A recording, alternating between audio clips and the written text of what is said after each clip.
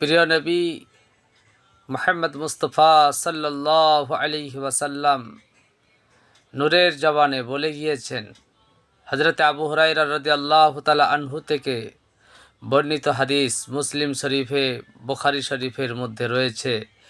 মুসলিম শরীফ 2162 নম্বর হাদিস।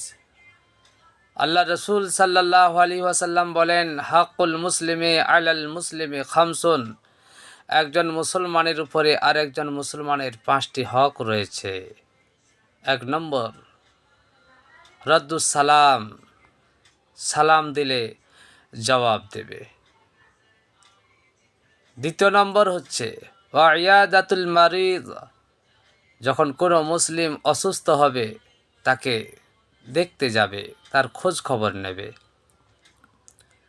3 নম্বর হচ্ছে অত্তিবাউল জানাজা, যখন সেই ব্যক্তি দুনিয়া থেকে বিদায় নিয়ে চলে যাবে, কোনো মুমিন, কোনো মুসলমান দুনিয়া থেকে যখন বিদায় নিয়ে চলে যাবে, তার শেষকৃত্যে অর্থাৎ জানাজায় অংশগ্রহণ করবে।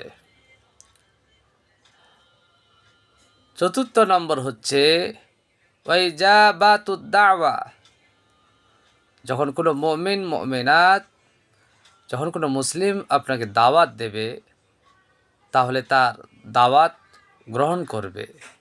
তা যদি সে ব্যক্তি প্রকাশ্য ফাসিক না হয়, যার অর্থ হারাম নয়, যার উপার্জনটা হারাম নয়, তাহলে এরকম ব্যক্তি দাওয়াত গ্রহণ করবে।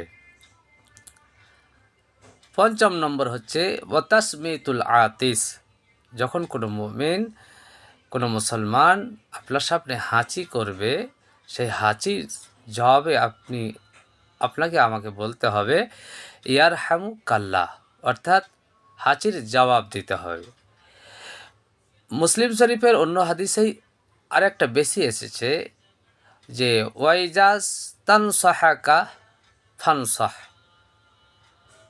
যদি কোনো মুসলমান আপনার কাছে পরামর্শ চায়, তাহলে আপনি তাকে সঠিক পরামর্শ দেবেন। যদি উপদেশ চায়, আপনি তাকে উপদেশ দেবেন। এটা একজন মুসলমানের উপরে আরেকজন মুসলমানের হক। এক হাদিসে বলা হয়েছে 5টি এবং অন্য হাদিসে 6টি বলা হয়েছে। আল্লাহ আমাদের সকলকে প্রত্যেক মুসলমানের হকগুলি বুঝে চলার, মেনে চলার তৌফিক দান করুন। আমিন।